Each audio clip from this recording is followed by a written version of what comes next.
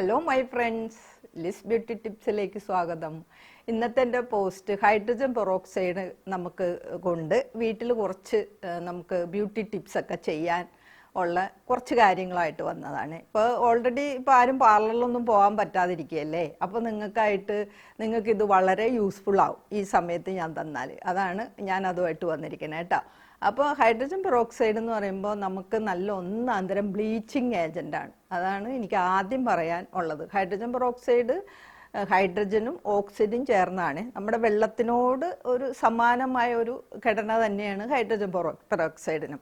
അപ്പോൾ ഇതുകൊണ്ടുള്ള ഗുണം എന്താണെന്ന് വെച്ച് കഴിഞ്ഞാൽ, നമ്മൾ ബ്യൂട്ടി പാർലറൊക്കെ ഞങ്ങൾ ഈ കെമിക്കൽ ചിലവർക്ക് ഈ അമോണിയൊക്കെ ഇട്ട് കഴിഞ്ഞാലുണ്ടല്ലോ, അവർക്ക് ഇങ്ങനെ മുഖമൊക്കെ അങ്ങോട്ട് ചുമന്ന് തടിച്ച് ഭയങ്കര അലർജിയുള്ള ഒത്തിരി ടീം വരുവേ. അപ്പോൾ ആദ്യകാലങ്ങളിൽ ഇപ്പോഴൊക്കെ ഒത്തിരി ഹെർബൽ ബ്ലീച്ചുകളൊക്കെ ഉണ്ട്.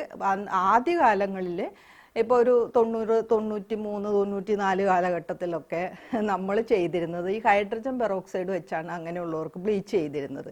അപ്പോൾ അതിനായിട്ട് നമ്മൾ മിൽക്ക് പൗഡറാണ് ഉപയോഗിച്ചിരുന്നത്. മിൽക്ക് പൗഡർ ഇപ്പോൾ 2 സ്പൂൺ നമ്മൾ മിൽക്ക് പൗഡർ എടുത്തു കഴിഞ്ഞാൽ ഒരു 8 or 10 തുള്ളി ഹൈഡ്രജൻ പെറോക്സൈഡ് അതിനകത്ത് ഒഴിച്ചിട്ട് അത് മിക്കവാറും അത് കലങ്ങും കേട്ടോ. ഇല്ലെങ്കിൽ കുറച്ചും കൂടെ വെള്ളവും കൂടെ മിക്സ് ചെയ്തിട്ട് മുഖത്ത് അപ്ലൈ ചെയ്യും.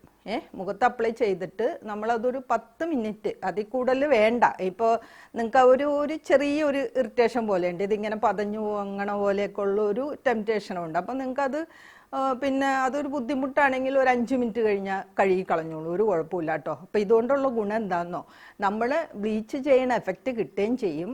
എന്നാൽ പിന്നെ നമുക്ക് ഈ അമോണിയ എന്ന കെമിക്കൽ ഉപയോഗിക്കുന്നതുകൊണ്ടുള്ള ദൂഷ്യങ്ങൾ ഉണ്ടാവില്ല. അതായത് പിന്നെ രോമമൊക്കെ ചെമ്പിക്കുക, പിന്നെ ചിലർക്ക് ഇങ്ങനെ ഇച്ചിങ് ഉണ്ടാവും. അപ്പോൾ അങ്ങനെയുള്ള ഒന്നും ഇതുണ്ടാവില്ല. അപ്പോൾ ഇത് ഏറ്റവും എളുപ്പമായിട്ട് നിങ്ങൾക്ക് വീട്ടിൽ ചെയ്യാവുന്ന ഒരു ബ്ലീച്ചാണ്. ഫേസിലും കയ്യിലും കഴുത്തിലും എല്ലാം ഇടാം കേട്ടോ. അപ്പം നല്ലൊരു ബ്ലീച്ചാണ് ഹൈഡ്രജൻ പെറോക്സൈഡും മിൽക്ക് പൗഡറും വെള്ളവും.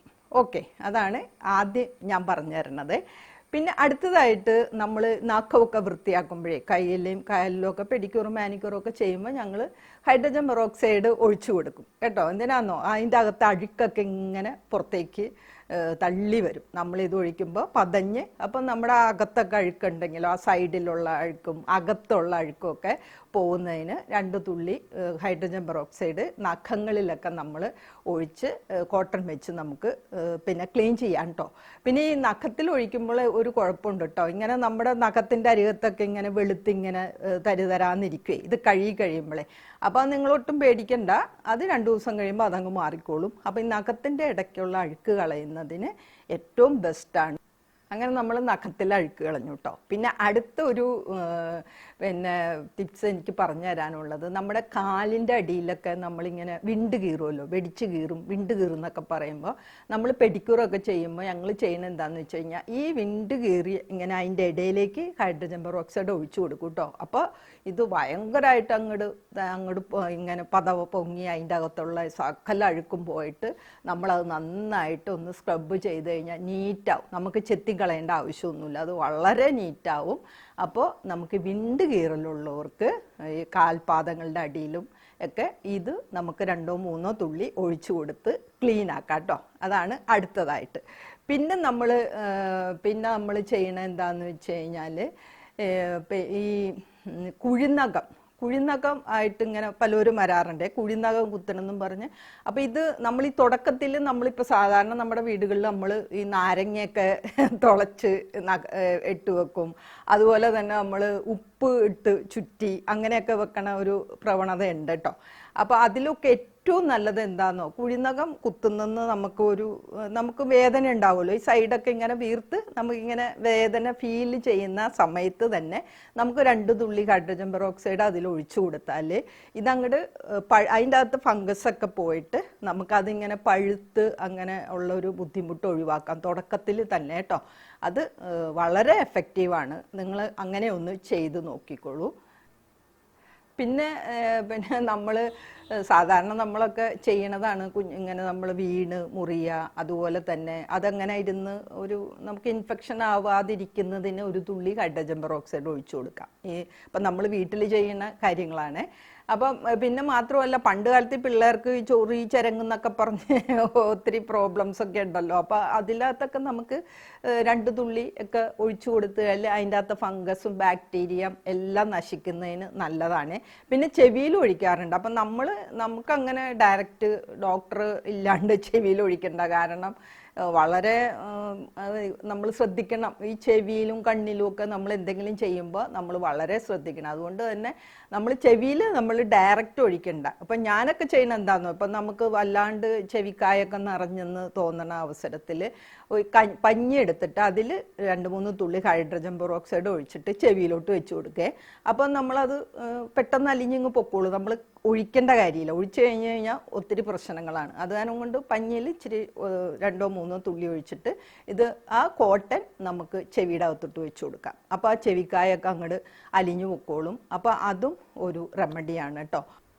പിന്നെ ഈ കൃഷിക്ക് താല്പര്യമുള്ള എൻ്റെ കൂട്ടുകാർക്കൊക്കെ നല്ലൊരു റെമഡി ഞാൻ പറഞ്ഞുതരാം കേട്ടോ. ഈ മെയിനായിട്ട് നമ്മുടെ ഈ ഇലകളാണ്. പൂച്ചെടികളൊക്കെ ആണെങ്കിൽ ഇലകളൊക്കെ ഇങ്ങനെ പുള്ളികൾ വരും, അതുപോലെ അത് ഇല ചുരുണ്ട് പോകും, അങ്ങനെയുള്ള ഒരു പ്രശ്നങ്ങളൊക്കെ ഉണ്ടല്ലോ ചെടി വളർത്തുന്നവർക്ക്. അതിന് നമുക്ക് ഹൈഡ്രജൻ പെറോക്സൈഡ് നമുക്ക് വെള്ളത്തിൽ മിക്സ് ചെയ്തിട്ട് ഈ ഇലകളിലൊക്കെ സ്പ്രേ ചെയ്ത് കൊടുക്കുക. അപ്പോൾ അതിലുള്ള ഫംഗസൊക്കെ പോയി നമുക്ക് ഇലയൊക്കെ നന്നായിട്ട് കിട്ടുവേ. അത് നിങ്ങൾ പ്രത്യേകം ശ്രദ്ധിക്കണം. അപ്പോൾ അത് അളവെന്ന് പറയാൻ നമ്മളിപ്പോൾ 1 ലിറ്ററൊക്കെ എടുക്കുകയാണ്, വെള്ളത്തിൽ 1 ലിറ്ററൊക്കെ എടുക്കുകയാണെങ്കിൽ നമുക്കൊരു 40 ml ഒക്കെ അതിനകത്ത് ഒഴിക്കാം കേട്ടോ.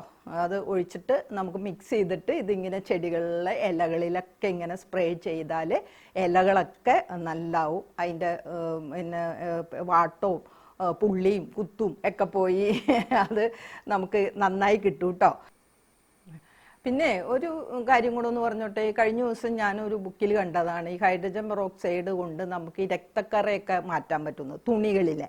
അപ്പോൾ അതിൽ നമുക്ക് ഒരു table spoon hydrogen peroxide 1/4 cup വെള്ളത്തിൽ മിക്സ് ചെയ്തിട്ട് അതിൽ സോഡിയം ബൈകാർബണേറ്റ് 1/2 സ്പൂൺ ഇട്ട് ഈ കറയുള്ള ഭാഗത്ത് മാത്രം കേട്ടോ, കറയുള്ള ഭാഗത്ത് മാത്രം ഇത് നമുക്ക് അപ്ലൈ ചെയ്ത് ഒരു 5 മിനിറ്റ് അവിടെ വെച്ചിട്ട് നല്ല പ്ലെയിൻ വാഷ് ചെയ്യാം. അപ്പോൾ ഈ രക്തക്കറ പോയി കിട്ടും എന്നാണ് പറയണത്. അപ്പോൾ ഇപ്പോൾ ഒത്തിരി കാര്യങ്ങൾ ഞാൻ പറഞ്ഞല്ലോ. അപ്പം നിങ്ങൾക്ക് എല്ലാവർക്കും ഇത് യൂസ്ഫുൾ ആയില്ലേ, ഇഷ്ടമായില്ലേ?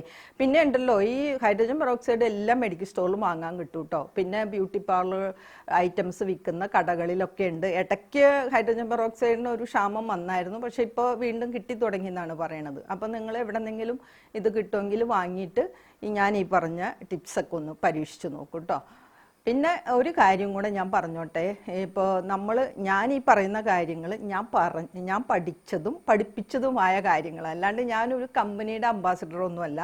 നമ്മൾ ഇപ്പോൾ ഇന്ന ക്രീം പറഞ്ഞതായോ ഇന്ന മോയ്സ്ചറൈസ് പറഞ്ഞതായോ എന്നൊക്കെ പറഞ്ഞു കഴിഞ്ഞാൽ നിങ്ങളെ കാണാണ്ട് എനിക്കൊന്നും അത് റെക്കമെൻഡ് ചെയ്യാൻ ഇച്ചിരി ബുദ്ധിമുട്ടുണ്ട് കേട്ടോ. അപ്പോൾ ഒത്തിരി പേർക്ക് അതിനകത്ത് വഴക്കുണ്ട്. പിന്നെ കഴിഞ്ഞ പ്രാവശ്യം ഞാൻ ആ മോയ്സ്ചറൈസറിൻ്റെ വീഡിയോയിൽ പിന്നെ കുളി കഴിഞ്ഞ് മോയ്സ്ചറൈസർ അപ്ലൈ ചെയ്യണ നല്ലതെന്ന് പറഞ്ഞു കഴിഞ്ഞപ്പോൾ അതിനെക്കുറിച്ച് മോശമായിട്ട് രാത്രിയാണ് അപ്ലൈ ചെയ്യണത് എന്നൊക്കെ പറഞ്ഞ്. അപ്പോൾ പിന്നെ എനിക്കൊന്നും കൂടെ പറയാനുള്ളത്, നിങ്ങൾക്ക് ഇപ്പോൾ എന്തെങ്കിലും ഒരു പ്രോബ്ലത്തിന് നിങ്ങൾ ചികിത്സിക്കുകയാണ്. ഇപ്പോൾ എന്തെങ്കിലും ഇപ്പോൾ മുഖത്ത് എന്തെങ്കിലും പ്രശ്നം വന്ന് അത് നിങ്ങൾക്ക് ഇപ്പോൾ രാത്രി ഇടാൻ പറഞ്ഞു കഴിഞ്ഞാൽ നിങ്ങൾക്ക് 10-15 ദിവസമൊക്കെ ഇടാം. ഇത് റെഗുലറായിട്ട് നമ്മൾ മുഖത്തൊന്നും അപ്ലൈ ചെയ്ത് കിടക്കണ്ട എന്നുള്ള അർത്ഥത്തിലാണ് ഞാൻ പറഞ്ഞത് കേട്ടോ. നിങ്ങൾ പ്രത്യേകം ശ്രദ്ധിക്കണേ. അപ്പോൾ കാര്യങ്ങളൊക്കെ മനസ്സിലായല്ലോ അല്ലേ? അപ്പോൾ എന്നെ വായിച്ചത് നിങ്ങൾക്ക് എല്ലാവർക്കും താങ്ക്സ് ഉണ്ട്.